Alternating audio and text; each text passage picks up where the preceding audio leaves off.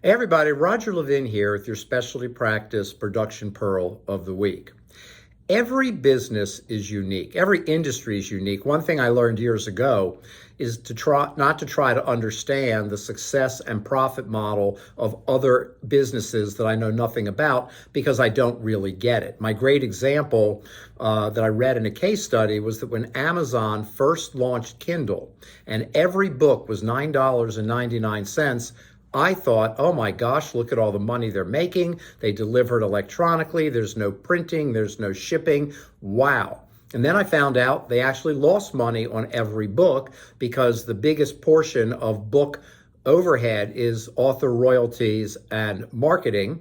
Putting that aside, the main point is they were losing money on every book, but they knew that and they wanted that because they wanted people to get used to using the Kindle. Simple case study showing we don't always understand what's going on in another business. Well, same thing in specialty practice. We don't always understand what's going on in another practice. Why are they more successful or less successful than you?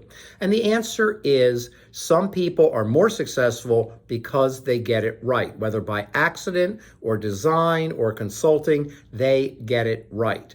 And when it comes to referral marketing, it's a science. It's not a game. It's not throwing a few strategies out there. It's a science. And here's the scientific point I want to give you today. If you cheat on the amount of time your professional relations coordinator has to do the job, your program will probably fail. Now, what is failure? In the past, you could still do okay. It's getting tougher today, more competition in all kinds of ways. So we need that PRC, professional relations coordinator, up to 2 doctors, 16 to 20 hours a week. Beyond 2 doctors, it scales up.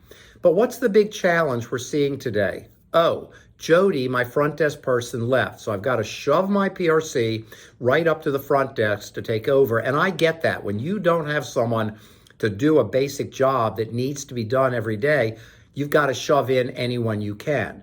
But your other thought should be, how fast can I get that PRC back into the marketing program? Because what I also see is people who move their PRCs like pawns on a chessboard wherever they need to be, and then they don't really go fast and hard to get them back into the PRC job. Now, they claim it's hard to recruit, it's hard to hire, and it is. We have a staffing crisis in dentistry. I recognize that. But understand, you're going to go from staffing crisis to referral crisis if you have a marketing program that's inconsistent, not being carried out, or just plain dies. And by the way, going from 18 hours a week of PRC time to 8 is not just scaling down by 10 hours and everything will be at the 8-hour level. When you go below a certain threshold, your referrals will start to dry up. Now, I don't mean your referrals are going to disappear, but the growth that you want from your referral program, the stability and sustainability will dry up. So whatever you do, keep a strong focus on getting that PRC back to the referral marketing program with the right amount of time as quickly as you can. And as a final note, train her exquisitely. If she's not trained, the rest really doesn't matter either. As always, I wish you increased practice production every year and referrals, and I'll see you next week.